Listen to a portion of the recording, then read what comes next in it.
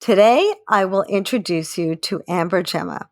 She's a fantastic genetics counselor, and I really think that you should take some notes because she shares so much with us during this episode. She is the incoming chair for the Genetics Professional Group for the American Society for Reproductive Medicine. And she's also the lead genetics counselor for a large reproductive medicine practice. She does this all of the time, and she has so much knowledge to share. She will share with us not only all of the things that maybe you've heard about with regard to genetic testing for yourself and for your donor, but also things that maybe you've never thought about before and will really want to know. So pull a chair up and listen. I think you'll really love this episode.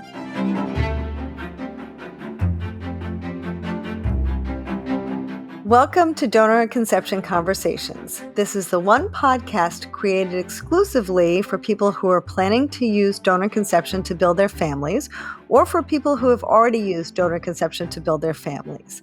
My name is Lisa Schumann, and I'm your host. I'm an author, a researcher, I'm a therapist, and I'm so excited to bring you today. Gemma is the incoming chair for the Genetics Division of the American Society for Reproductive Medicine. There are professional groups, and each one of those professional groups has a lead, and she is the incoming chair of that particular group. She is also lead genetics counselor for IVI Reproductive Medicine Associates, and is a wonderful person and has been so helpful in so many people's lives, helping them understand what it means to use a donor and to really think thoroughly, not just about the basic screening, but beyond that and what's important to look for in your donor. So she's going to help us unpack some of these things, which is really one of my favorite topics ever, because it's one of the things that we do have some control over. There's so many things we don't have any control over, and this is one of the things that we really do have some control over. So all of you who are listening, who are thinking about your donor or thinking about your donor-conceived children and what goes into that process of putting the genetics together, today you will find out, because Amber will help unpack so much for us. So welcome, Amber. Great to see you. Nice to see you again. Thank you so much for coming on. I'm really appreciative. Of course. Why don't we start at the beginning? Just tell us a little bit about the different types of genetic counselors and what people should be looking for when they're using donor conception. It's a great question. Genetic counselors work in different settings within reproductive medicine. So you'll have genetic counselors that are working directly at sperm and egg banks, genetic counselors that are working within ART clinics, genetic counselors that work for telegenetics companies. And depending on the clinic that you're working with or your patient journey, you may be interacting with one or multiple of those genetic counselors as you are considering and purchasing a donor. For gamete bank genetic counselors, they are primarily involved in donor screening and then also liaising with customers or patients to answer any questions about screening that has been performed, screening that may be available in addition to what's already been done, as well as helping to guide customers and patients towards the selection of the best donor for them. Genetic counselors that work within clinics have a similar role in guiding patients towards selecting a donor that is right for them and have more of direct contact with that patient's care team. So if there are any clinic policies about genetic screening for donors, any policies about what types of vials to purchase, those are really going to be the genetic counselors that are most useful in those situations. With that being said, we know that a lot of ART clinics don't employ genetic counselors in-house at this time. So there may be a lot of clinics that utilize third-party genetic counseling services or telegenetics companies that patients may be asked to speak with as they're selecting a donor, who have a pretty similar role to clinic genetic counselors, but they are an independent company and therefore don't have access necessarily to the entire patient chart and don't have as close of a relationship with the care team as an in-house genetic counselor. So what do people do in that situation? They're at a clinic that doesn't have an in-house genetic counselor. How can they best help themselves to get the information they need? I think first ask the care team if there are genetics companies that they work with or telegenetics companies that they refer patients to in those situations. And if that clinic does not have a direct relationship, Google is a great tool to be able to find some of these providers. So to give a few examples of companies that work within this space, Tandem Genetics, Gene Screen, Advocate Genetics, these are all companies that provide telegenetic services for patients that are on their fertility journey on a regular basis and would be able to help patients meet with them as they're navigating the process of selecting a gamete donor and help that patient or that couple come to the decision about which donor is the best fit for them from a genetics perspective. That's fantastic. That's really, really helpful information to have because, again, I think that people don't really even think about that step to be able to just go past the medical screening and really think about what is the genetic pool that I am selecting. They're just thinking about, is this person smart? Is this person attractive? Is this person someone that I want to get to know, which is all very important to people, but it's essential to really make sure that you have the right genetic pool. And that is, without a doubt, the most important thing, right? To have a healthy baby. That's what everybody wants.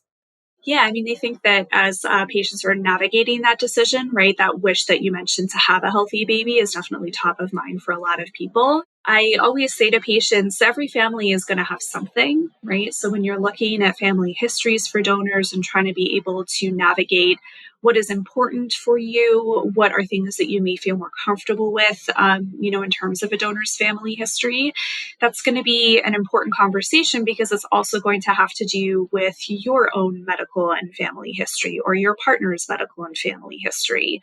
So being able to navigate that discussion can be really helpful with a genetic counselor because they can provide some information about, is this something that we may be more suspicious of a single gene condition?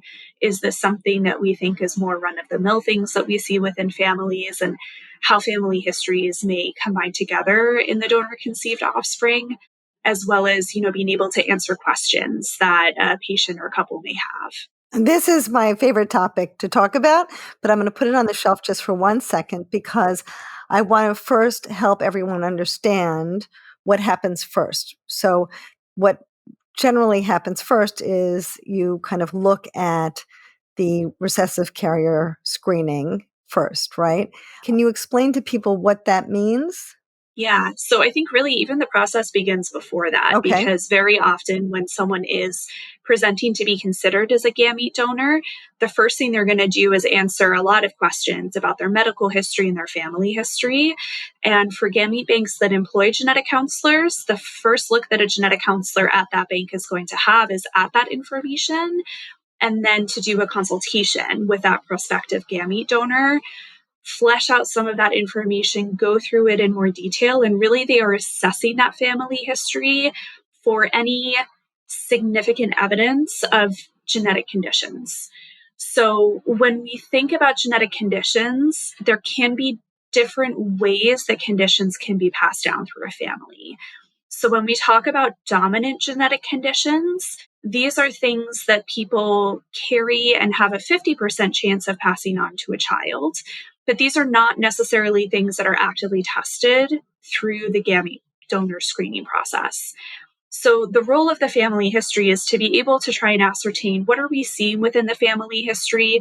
Do we see any significant evidence of a dominant genetic condition? And examples of this may be something like hereditary breast and ovarian cancer, BRCA1, BRCA2, Huntington's disease, different things where people can show signs and symptoms if they actually carry a DNA change. If that family history is reviewed and the gamete bank feels like that family history meets ASRM guidance and is something that is acceptable for their organization, they then move on to doing genetic testing for that prospective donor. So this may include something like a chromosome analysis. It may include some blood testing, looking to see if someone is a carrier for conditions such as sickle cell anemia. And then these days, what is very common is that a DNA sample is collected and expanded carrier screening is done. What is expanded carrier screening? Well, it is testing that looks for a large number of recessive genetic conditions. So sometimes you'll come across some banks that are using labs that look for just under 200. Sometimes some banks are looking at over 500 different genetic conditions. And the reason that this testing is done is because typically people who are carriers of recessive conditions are healthy and they don't show any signs or symptoms. So this is not something that we can necessarily get at by looking at family history, and it's more something that we have to do direct testing. And then, as you alluded to, Lisa, that information on the carrier screening can then be assessed with the recipient or the recipient's partner and see if there are any matches, see if anyone are carriers for the same genetic condition. And those match situations are going to be cases where there would be a 25% chance to have an affected child. And so, for many people who find themselves looking at a donor where there is that match situation, I think many people would consider using an alternative donor really to be able to reduce the risk for that genetic condition. That's really helpful. So, in other words, for people who are thinking about using a donor, and let's say your clinic does not have an in-house genetic counselor, you can use one of these services because there's so many things in both of these groups, the dominant and recessive groups, where you wouldn't necessarily know that that donor may have something that they could pass on to your future child, right? If, let's say, you find a sperm donor on Facebook, or you want to use a friend from college, that person may be very healthy, right? And people don't realize that person could be very healthy. Maybe everybody in their family looks healthy to them. And you meet this young person who seems fine and you think everything's going to be beautiful, no problem. But here you are with all of these issues that could be potentially kind of sitting in their DNA that could be passed on to your children, and you wouldn't know.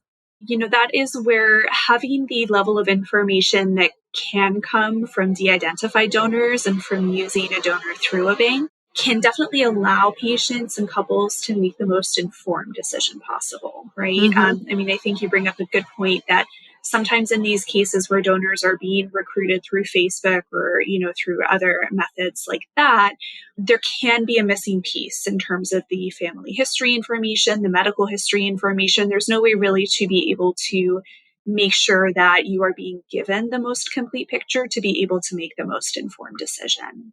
Right. Because someone might be, let's say a carrier even for like a cystic fibrosis, and you wouldn't know because maybe nobody in their family has it. Nobody in their family has had it that you know. And maybe this guy from college seems like a really nice guy and he's become your best friend and you really want to use him for your donor. And yet here you are in a situation where just a little extra effort in getting some screening could give you this really valuable information. I think even in situations where patients are thinking about using known donors, there can be a benefit to, going through the screening process with that patient's clinic, being able to get that information just so that we can make sure that, again, we have the complete picture. And really, this is to try and prevent surprises that may come up later down the line. Really being able to get information about what the potential health of a child may be. What types of information do you need to be passing on to your donor conceived child to equip them in their future life, in their adult life? Is there anything additional that they need to be thinking about in terms of cancer screening? Do they need to be thinking about potentially genetic testing at some point in the future? So it's all information, that can be very useful for donor conceived individuals. And that I think we are seeing a desire for this type of information amongst the donor conceived community. Yeah, it's so important. And sometimes you have this screening kind of in front of you, right? Some sperm banks do a relatively good job. We'll talk in a moment about extending the genetic counselor's role in your life, but they do a good job in kind of giving you a picture. And sometimes you won't get it as, if you're maybe with a smaller sperm bank or you're with an egg bank and you're working with a clinic that's not really following guidelines, then you may not know what you don't know. You may not know that you're missing all of these things. And it's so helpful to hear that it's really important to make sure that you have someone who's qualified, who's going to be able to look at this picture and say, well, wait a minute, there are a certain amount of tests here that should be performed that are not performed. There are things that we should be looking at that we don't see here. It's really important to get that information from your genetics counselor, right? Yeah. And I think it's important as well as you're navigating the gamete donor journey that you're going to be coming across donors that have different levels of genetic screening. And so I think that there can sometimes be some questions that come up about, should I be selecting a donor that has been screened for over 500 genetic conditions? What about this donor that I really like that has only been tested for a couple genetic conditions? And that's a very personalized question because it is going to depend somewhat on the testing that has been done for the patient or their partner, what those results were. There may be some situations in which, from a genetic risk perspective, selecting a donor that has been screened for a fewer number of conditions is still, not a risky choice. But there may be some situations in which we know that a patient is a carrier of a genetic condition that the donor has not been screened for. And then the conversation is really going to revolve around, these are the risks based on the fact that the donor is unscreened. Is this a risk that you feel comfortable with proceeding? Is it something where you want to try and request additional testing for the donor? As sometimes that can be a possibility. Or is it something that you want to think about selecting a different donor? So there's a few different avenues that you can take. And it's not always necessarily the case that the best donor from a genetics perspective is going to be the donor that has been screened for the largest number of genetic conditions. There's so many factors that go into the process, and patient specific or partner specific results that can guide that decision as well. So it's also important, I think, what you're also pointing out is that there are ways for patients to say, I'm attached to this donor. Is it possible to still use them? Or is it possible to request additional screening because I really Yeah. like this person? I'd really like to use them, but I'm a little bit nervous. I don't want my child to be a carrier for something, or maybe even beyond that, I have something in my family that I'm worried about. Maybe I can go back to the egg bank, let's say, or to the agency and say, can I have my donor do this extra screening? And very often they'll be able to do it. Yeah, it's definitely something where they will try and contact the donor and see if the donor would be willing to do the testing. I think generally speaking, gamete banks limit that additional testing to recessive conditions unless there is some medical reason to do testing for things like hereditary cancer predispositions or cardiac conditions, these dominant conditions that, again, they're trying to screen through the family history. So I wouldn't say that people who are looking at a gamete donor can contact a bank and request any type of genetic testing. But certainly, if a donor is unscreened for a recessive genetic condition that a recipient or recipient's partner has not been screened for, that's always something where we encourage contacting the gamete bank and seeing if additional testing is possible and if the donor would be amenable to it.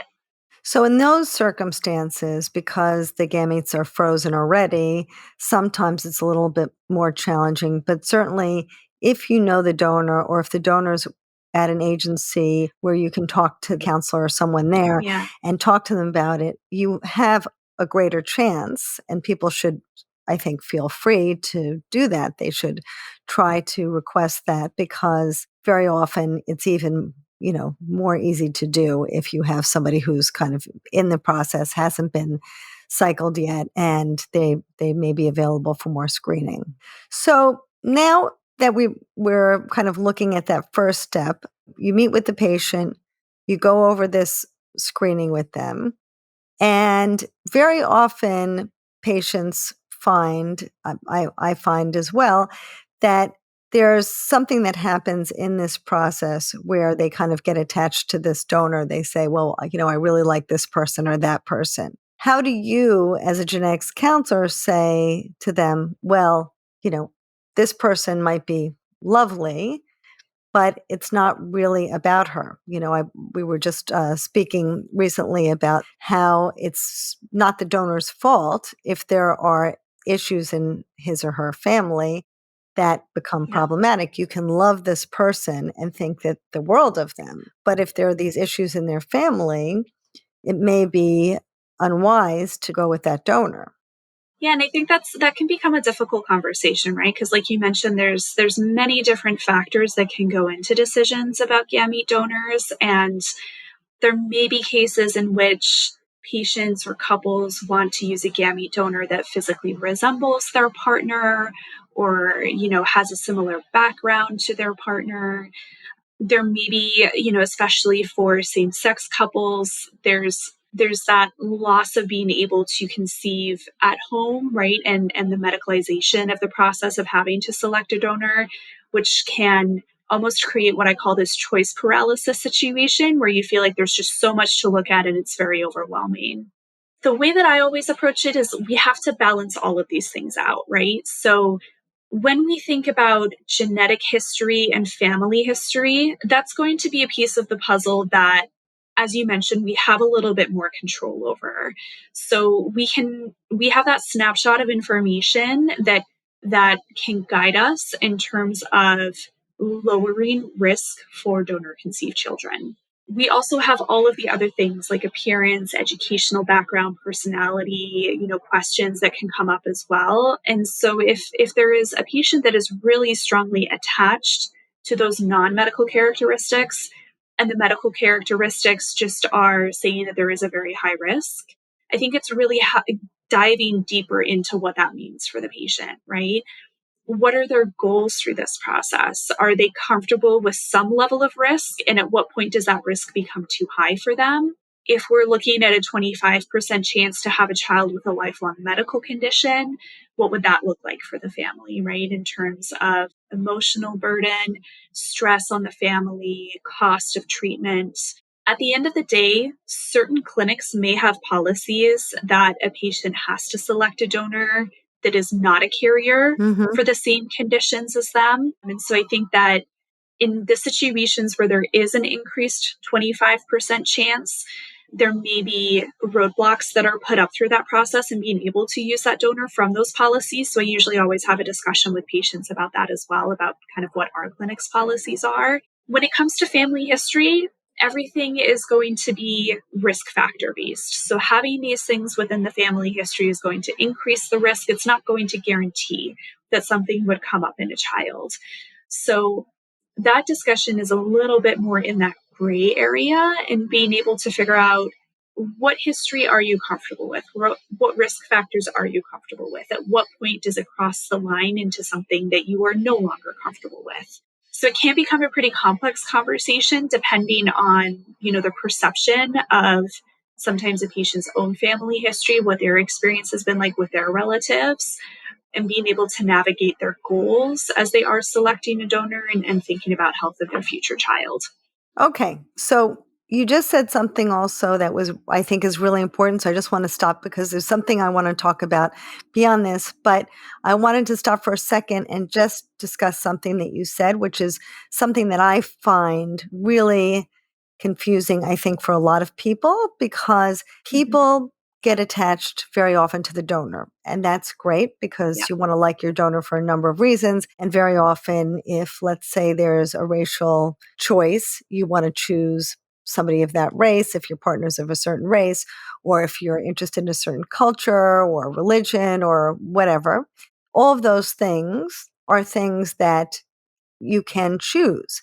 However, choosing if your donor is going to have, or your future child is going to have your donor's personality, or have your donor's IQ, or have your donor's freckles or blue eyes is not something that you're guaranteed, right? It's not like you're Right. taking this donor, which very many people think they're taking this donor, they're going to get a clone of that donor in their child, right? And it doesn't work that way. You have all of the donor's genes and their whole family line and your whole family line Yeah.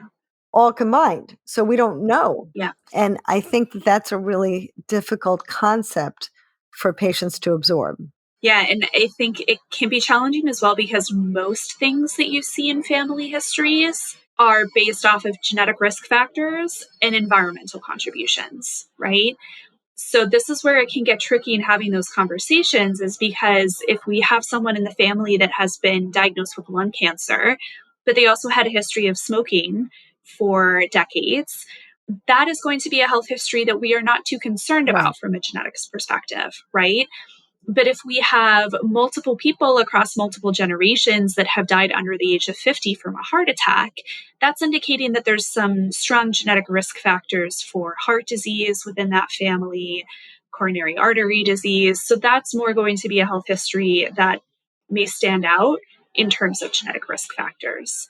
So you're right, there are definitely some things that we have control over and things that we don't have control over. And I think meeting with a genetic counselor to be able to even parse that out in the family history of the donor can be helpful in making the decision. Yes, yes. So we're talking about is the recessive and dominant carrier screening, but now we're adding something to this picture that patients don't always think about, and understandably, right? You don't know what you don't know, but this idea that there is more to the genetic history that we don't really think about, and kind of digging into that family tree and all of the issues there, as Amber's saying, are really important for a genetic counselor to look at because, as she's saying, we can see if there is the potential for higher risk for issues, right? Mm-hmm. And then the next step, I think, after that is also when you're thinking about, and this is something that you can do with somebody like Amber, is think about, okay, look at all those risk factors and what does that look like when I match them up with my family's risk factors, which people don't always look at, right? Yeah, it's a complicated process. It's very complicated, but it's so important, right? Because if I have lots of colon cancer in my family and my donor has colon cancer in their family, maybe it would be better if my donor's grandfather died of heart disease instead, right? It may not be Right. wise for me to choose this particular donor, even though I love this person. Yeah. Again, when we kind of come back to choice of donors, right, I think very often patients have like their top three that they are looking at. I think also not getting hopes up too much as you're navigating through this process, which granted can be very difficult to do, but kind of keeping an idea about like, these are my top three donors going into a genetic counseling session or going into the selection process can really allow people to have that separation process to be able to not get so emotionally tied up, I would say, and really be able to wait to let those emotions play into the decision until you have all of the factual information as well. And I think at that point, if we can harmonize the factual information that a patient or couple feels comfortable with, along with that emotional attachment, that's really going to be the sweet spot that we're looking for. So you would say that it would be best for a potential recipient to choose their top three donors and then try not to get attached to any of them until they speak with you and go through all of these steps. Yeah, I mean, at least, when counseling patients, the hardest situation is when someone does come in with just one donor that they are very attached to. And then if something does come up from a genetics perspective, the process of fertility treatment is already such an emotional roller coaster. Introducing that, additional high and low through the process can be hard for some people. So I think being able to keep in mind that there's going to be more than just what is being seen on the donor profile that is going to contribute to this decision. Some information on this decision you may not get until you meet with a genetic counselor. If, I were approaching this process personally, I would consider kind of keeping some emotional distance until I have the complete picture and being able to think about keeping a few donors that are top choices, gather all of the information on those, and then sit down with all of that information. Let the information and the emotions guide your decision. I think that's so fantastic. Really fantastic, Amber. I think it's really a great way to think about this process. And with that in mind, what about people who have a known donor? I'm assuming you would say also, let's just kind of keep our feet on the floor and not get too attached to the idea of using this person until we have all the information. Yeah, I think it can be a little bit harder to do in those situations because you're presenting at the beginning of that process already with some emotional relationship to that individual and discussions that have already happened around that prospect, hopefully. So I appreciate that that can be a much more difficult distance to try and keep in those situations. But as much as possible, we just have to keep in mind that if there is going to be a screening process that is going to be done, we're really not going to be able to get a holistic view of the match until we have all of that information back. And there may be some disappointment there, right? When you let somebody know that maybe this person who they really liked is maybe not the best choice for them. But ultimately, it's so important. As much as we want to find this person that we can feel completely in love with, again, we're really not choosing them. We're choosing their genetics, right? Because we're not going to get Mhm. that person as our child. We're getting their family tree, right, Yeah. inside of their child. And so Yeah. I think it's important for people to kind of try, even though it's difficult, to make that distinction and remember, this is not the person that I'm getting. Yes, I want maybe their benefits because I want to reach out to that person later. I want to be able to speak well of my donor, so I want to like them. And all of those things are great, but we're not getting a clone of them. We're getting Yeah. their father's, bushy eyebrows and their mother's crooked nose and, all sorts of things, right? Yeah. And so we really need to be thoughtful about, even though we really like this person, having a genetics counselor help us navigate this process is so helpful. Yeah. And I think if you are a patient that is starting this process and you're considering, do we go the de-identified route? Do we go the known donor route? I think a good question to ask is your risk tolerance in terms of genetic and family history any different in those two situations? And if it is different, what is playing into those differences, right? If you have a known donor that you're interested in and you feel like you would be a little bit more tolerant to family history, what is playing into that decision?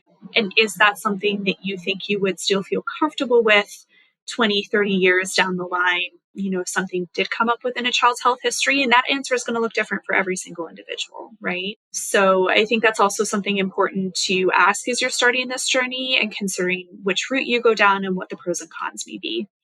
Yeah, that's a really good point because there are more subtle things, right? We're always kind of talking about cystic fibrosis or Huntington's disease and those sorts of things. But Yes. there's so many subtle issues that somebody might see where a genetic counselor can point out, oh, it looks like there's many, many relatives that have learning disabilities. And maybe that's okay for some people because that's something that might be able to be remediated, or maybe somebody says, well, there's a lot of learning differences in my family. That's okay with me. Yeah. Right. So there Yeah. are a lot of other subtle issues to look at. Exactly. Yeah. Well, that's so helpful. And I think it's important for people to remember that, of course, we all are a work in progress. We don't know what we're going to have, even when the baby's born, and how these issues will develop or not develop over time. So, all we can really do is get as much information as we can and make the best choice we can to have the healthiest child we can, because ultimately, right, that serves everyone, I would say. And having a genetic counselor in your corner is invaluable in going through this process, I think. Yeah. I mean, we enjoy speaking to patients in this situation, and we are really here with the goal of helping that patient or that couple achieve their goals. Again, I've said before, it can be a difficult journey. And so it's always so rewarding to be able to get to the other side of that journey with someone and see them build their family in the way that they wanted to. It's so great, Amber, that you're doing this, because I can see how passionate you are about what you're doing and how good you are at this and how much you think about all of these pieces, which people just wouldn't know about. There's no way to know. And there's no way for people to know what level of risk there is either, right? Is there, 50% chance or 90% chance? And so having someone like you in their corner is so valuable. So I really appreciate everything you're sharing with us today. And I really appreciate, of course, having you on my podcast.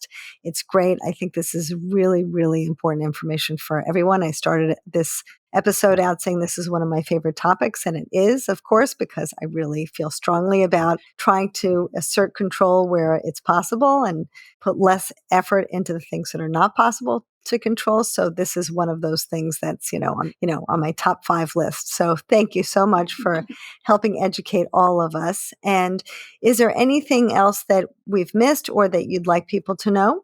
I think that there can be a misconception that by going through this process, it eliminates risk entirely. And that is definitely not the case. While we try to do as much as possible to reduce the chance for a child to be diagnosed with a genetic condition, based on the family's wishes, or, try to get information for the recipient to be able to understand the future health of a child, there's still a lot that we can't predict. So sometimes there may be new genetic conditions that come up for the first time in someone.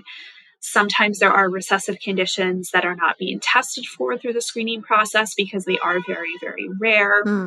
Especially for families that already have donor conceived children, there may be the possibility that there is additional information that becomes available, either because additional testing has been done for the donor or because a child that was born using that donor's gametes has been diagnosed with something. So for people, that are working with gamete banks or working with gamete programs, it's going to be very, very important to make sure that your contact information is up to date with those programs, because when these types of things happen, the gamete program or the gamete bank, the first thing that they're going to be asking, is this something that could introduce risk to other children? Do we need to do any additional genetic testing in this situation to be able to answer that question? And if there is ever anything that comes up that the gamete program or the gamete bank feels like could affect the health of a child that has already been born from that donor's gametes or a future child, that's going to be information that they are trying to contact patients and contact clinics about. Seeing a genetic counselor through that process can also be helpful. And very often, if you are working with a gamete bank, the correspondence that you get actually has genetic counselor information already on there, like your first point of contact. But very often there can be questions that come up, later on down the road. And genetic counselors can really be helpful in navigating that process as well and being able to understand what is the level of new risk here? Is there any additional testing that we should think about doing, et cetera?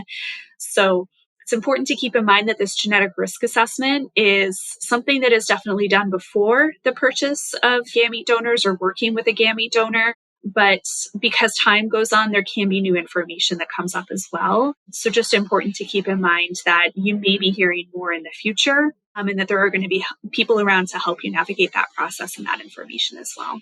That's really important to know, because I do see people who both don't continue to consider how things can change over time, but also even when you have the PGT tested embryos, there's still some risk. People think there's no risk anymore, but there is still some risk because we can't test for everything in the world. And as you said, there are things that come up all the time. So it's really just about doing the best that you can with the information we have now. Exactly. Yeah. Well, I hope everyone's taking notes about what Amber's saying, because this is really, really helpful to know. And obviously now we know to remember for the future for our children. And I really appreciate you being here, Amber, and sharing all of this. This is really great for people to know about. How can people reach out to you? Do you have any information or a social media account that you can share with us? Yeah, so I am active on LinkedIn, Amber Gemma. And if you are looking to find a genetic counselor in your area that may be able to meet with you and discuss this information, there is a great website called findageneticcounselor.org. Oh, This is a website where you can search based on if a genetic counselor does in-person appointments or telehealth appointments, area of practice. So for example, ART IVF is one option, and be able to find someone that is local or someone that may provide telegenetic services. In addition, the genetic counseling professional group that I'm the incoming chair for, we do have a telehealth directory on our website. great. ASRM Genetic Counseling Professional Group. You'll be able to access our website, find our telehealth directory, and be able to find genetic counselors that specialize in this area, again, based on your state of residence. That's fantastic. And I think that's wonderful that you have all these resources. And for everyone out there, if you have any questions, the American Society for Reproductive Medicine is the place to go. Much better than Dr. Google. You will get there the right information. You won't get misinformation. You will have the right practitioners. You will have the right science behind you to make these really tough decisions. And with people guiding you like Amber and being able to have the right information, you will feel so much better about your choices. You'll feel safe knowing that you're doing everything you can. And I think that's what most people want ultimately. So thanks again, Amber, for coming on today. And for everyone out there, I know this was a lot of information today. If you want to reach out to Amber, you can reach out to her, as she said, on LinkedIn. And certainly you can reach out to me anytime. I'm always happy to help. Thank you so much for having me on. Great to have you. Thank you. anonymity is dead, really. I struggle to see how anybody can really be using anonymous, I say with air quotes, donors now, because you're not anonymous. And even in the UK, where we've had it's been illegal to use anonymous donation for, well, nearly